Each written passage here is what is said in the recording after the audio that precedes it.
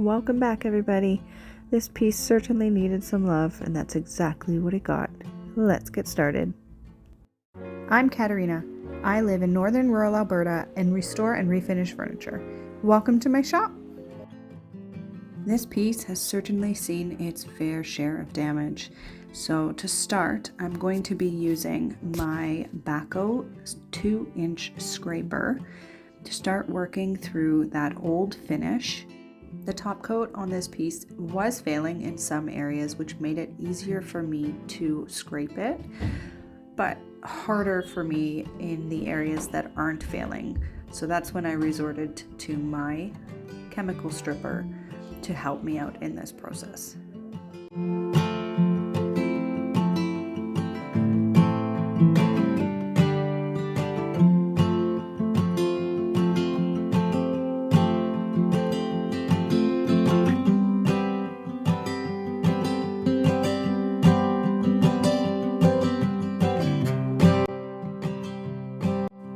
Client did mention that there was some kind of substance that was left on the piece on the top. She really wasn't quite sure what it was.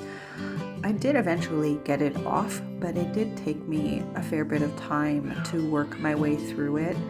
It almost felt like it was some kind of an acrylic glue or something that just would not come off with my scraper and gave me a bit of trouble to work off with the stripper. But I was eventually able to work my way through it and get it off successfully without damaging the wood. I use a plastic bristle brush when I'm working around the curves to help get the old top coat off here.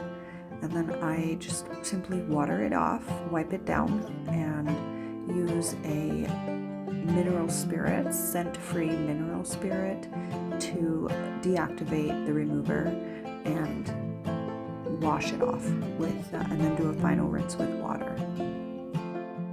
I then repeated the process, working my way around each section of this piece with stripper and mineral spirits, just cleaning it up and getting it nice and dry.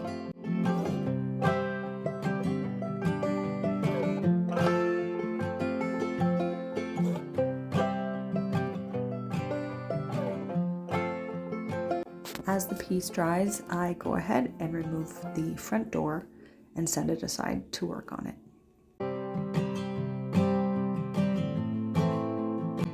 But before I do that, I have to vacuum off all the little dust bunnies that are sitting in those corners and underneath the piece.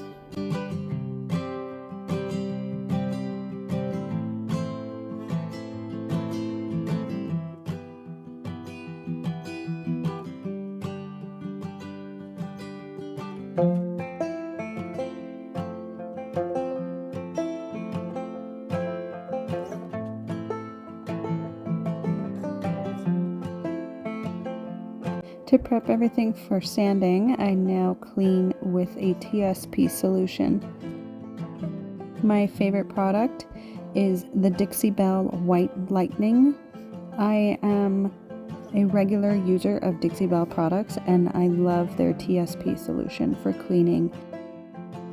Once everything is dry, I can then move on to sanding, and here I am using my Surfprep sander. And I was using a 120 grit to just even out the texture and the surface of the wood in preparation for stain.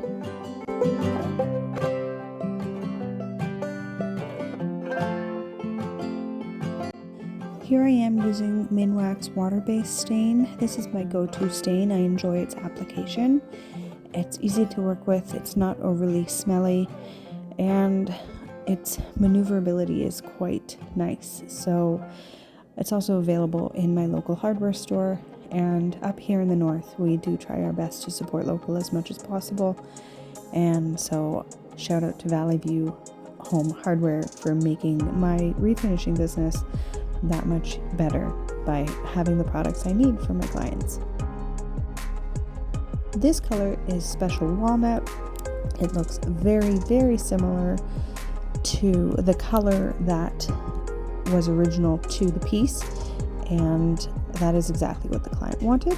So what the client wants, the client gets, and I am more than happy to oblige their request.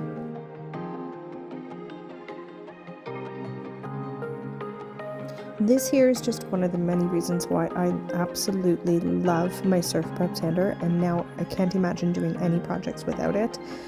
The ability for this Surfprep to go around the curves without altering the shape of the curve itself is absolutely a game changer for my refinishing business and for any piece moving forward that has curves in it. This tool was definitely an investment into my business, and I am so happy that I did it, and I can't wait to continue working on more projects using my Surfprep sander. This piece turned out beautifully. I was so happy with it. The client was thrilled. She was very excited to showcase this in her home once again with pride. I hope everybody enjoyed this video. Please consider hitting that subscribe button. Thank you for watching, and stay tuned for the next one.